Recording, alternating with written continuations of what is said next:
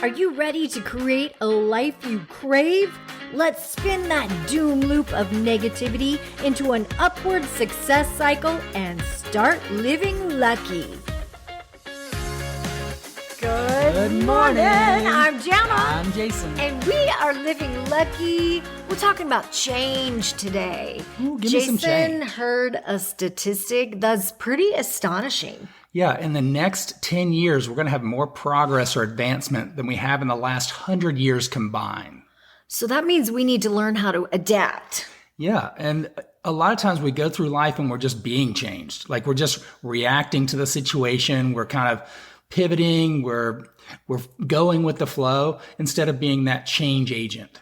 So if we don't learn how to change, we're going to end up like the dinosaurs. Yeah, we're gonna end up in the back of the line. And we right? know what happened to them. That's right. There's another statistic that says, we won't even go into more statistics. Let's just focus on the change. No, let's go into more statistics No, because I 'cause- know how you like to make them up. I know. 97% of all statistics are made up. And I just made that up. Right According on the to spot. Jason. That's right. So one of the things about change for me is that if we can stay just intentional in our daily practices and then go back to what's true and what we know within ourselves. But people think they're being intentional. But the truth is we get into our complacency bubble and we get into our comfort zones. We become a little mediocre. Yeah. I hate to say And this, sometimes but we do. when the hard situations come up that require a kind of an influence on change, we sit back and see what's going to happen. Change is hard. Change Yeah. is hard for most people. Yeah. Because it requires us to get uncomfortable. It was hard for me for the longest time because A, I didn't want to make waves, and B, in my mind I was saying, you know what? I'm going to be okay with however it turns out. And that's true. You're going to be okay, usually however it turns out, if you have the right perspective on it and if it's in alignment with where you want to go. But oftentimes we allow ourselves to just get kind of pushed one way or the other, or we start changing our alignment to meet the change instead of changing the situation to meet our alignment. Okay, so I have a situation where I've decided to intentionally grow instead of getting left behind. I've decided to take a course in AI technology. AI mastery technology. AI mastery. They're calling this the Harvard Stanford graduate degree of AI, which is Top artificial 0.1% intelligence. of people in AI. And I've been accepted to this program. Well, so I've never even done AI. I mean, I've done it to like Google. I use it like Google. I literally use it to do research or say, hey, what are people talking about? And even though it's like 3 years behind, I still use it for that. well, one thing is people don't really change. I mean, that's But that's what we're talking I about know. today. Now And you're contradicting our well, conversation. I'm not contradicting. What I'm saying is we have to change that. Because, If we don't change, then we get changed. mark that. Right? If we don't decide to change ourselves, then the outward external world will change us. That's huge. And we end up being reactive instead of responsive. Thank you. I was like reactatory. I was making up words. So we can be proactive and Reactive. responsive. Yes. Instead of reactive, which reactive is like a knee-jerk, heat of the moment. This is what I'm going to, like, someone slaps me, I'm going to slap them back, or I'm going to cry, or I'm going to yell. Instead of, how do I respond to this? Yes. Intellectually, emotionally, spiritually. What is the best course of action? Yes. So I've been hearing, like the quote you opened up with, that the world is changing faster than ever, exponentially. We're going to have more progress in the next 10 years than we've had in the last 100. And I have decided that being in the intellectual property, in the content creation, in the speaking business, I've decided that I could really use the AI technology because I would love to clone myself. That's one thing. I would also love for this AI technology to kind of start taking some of the administration work. Yeah, I mean, if there's simple questions that get asked all the time, can AI just put something in a memory bank and say, every time I hear this question, I'm just going to provide an answer like Jana would provide it like this? Yes, and tell Jana, hey, this is what you need to be keeping a thumb on the pulse of what I need to be up to date with, kind of doing my research for me. In a way, it's basically an employee. An assistant. And I need an AI assistant. You got to check in with them all the time. That I don't pay. God. I mean, I know there's a subscription to it, but do you know what I'm saying? Yeah, you don't have to buy it benefits. You don't have to. And I don't have to worry about its feelings. Or it's showing up on time.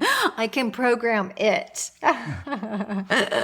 This is how you feel about things. I don't have to buy it Christmas presents, or do I? No. I do hear that you have to be nice to your AI. Well, you don't want a Terminator situation. Right? Does that happen? Well, if you don't. Now you're scaring me. If you don't thank it, if you don't say, hey, I really appreciate that. That was a great answer. That's exactly what I'm looking for. But I would do that because everyone likes to be appreciated. I'm nice to even my furniture. I'm like, please don't curse around our furniture because it gets stuck between the cushions. I know. That's funny. It's true, though. It is true. If we're nice to our things, they're nice to us. Right? It's like the Taylor Swift song. This is why we can't have nice things. Yeah, my mom used to say that when I was little. But my dad always told me, if you're nice to your car, it will be nice to you. So I'm going to be nice to my AI computer. Yeah. But my whole point of this is that it is a little bit, I don't want to use the word scary, but there is a lot of unknown taking a class with a bunch of techie people. I mean, and I don't even know if they're techie people. Maybe they're people like me that just want to learn and are curious.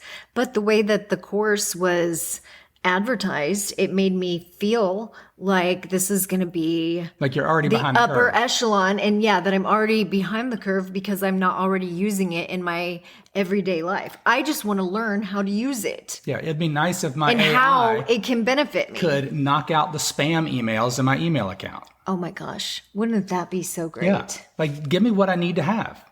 Or even if AI could just, like right now, I need to call the vet and I need to call the groomer, and there's some things that I need to do. If the AI could take care of that for me, that would be really nice. Can we program it to do that? No telling what's coming down the pipeline. Okay, so my whole point though is it is a little bit uncomfortable because I have done the pre-course work for this, and some of the things they're showing me that AI can do is like it can write a book for you in your own voice. That's a little bit weird because I've been spending the last 3 years trying to write my own book. Well, there's a lot of things that we do. So this is basically systematizing a lot of the things that we do normally on a day-to-day basis that take up a lot of space, time. It can do all of your social media posts. And I'm like, you know what? I hate to say this because I love social media. However, it's I don't have time for everything. So it's just one of those things where I've had to not spend time doing it because I just don't have time. Yeah. I don't have time.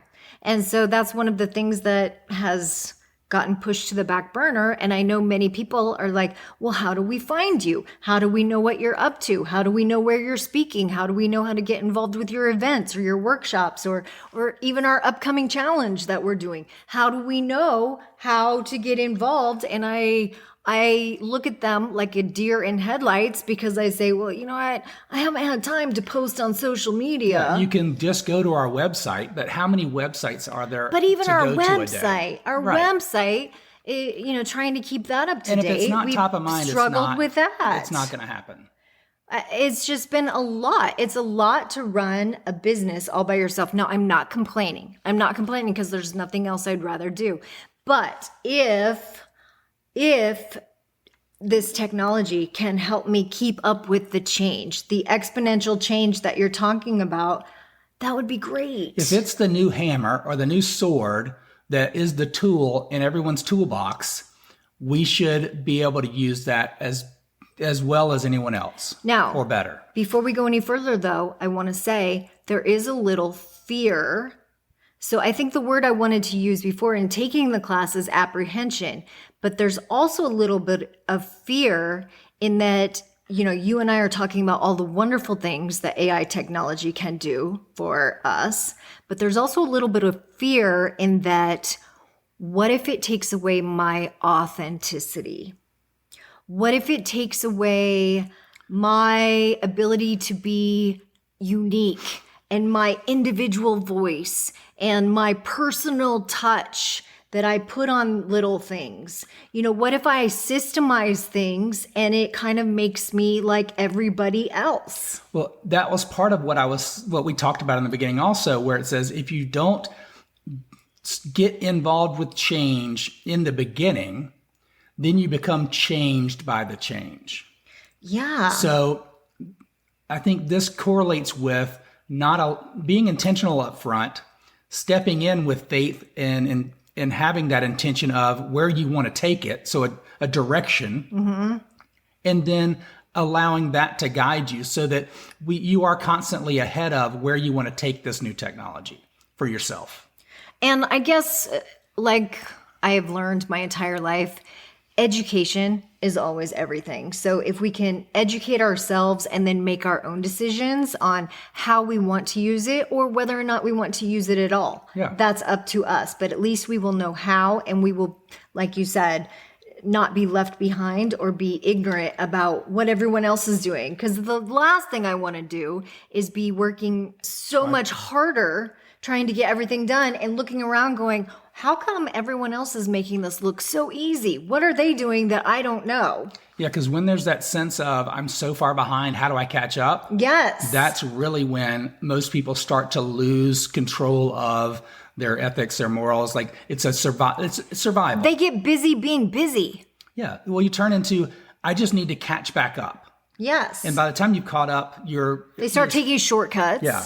So this is where it's so important to, I think our challenge that's coming up is going to be so critical for people because it's going to allow them to really tune into themselves, figure out exactly what's going on inside, what they want, really dial into some truths within themselves so they can navigate change better on a daily basis, not just in the next 5 to 10 years, but every moment they have an opportunity to make a decision during the day. So if you're wanting to make a change in your life, sign up for our challenge and we'll teach you how to go within and find your inner voice. Thanks for joining us today. We'll talk to you guys next time. Start living lucky. Bye-bye. If the idea of living lucky appeals to you, visit us at startlivinglucky.com.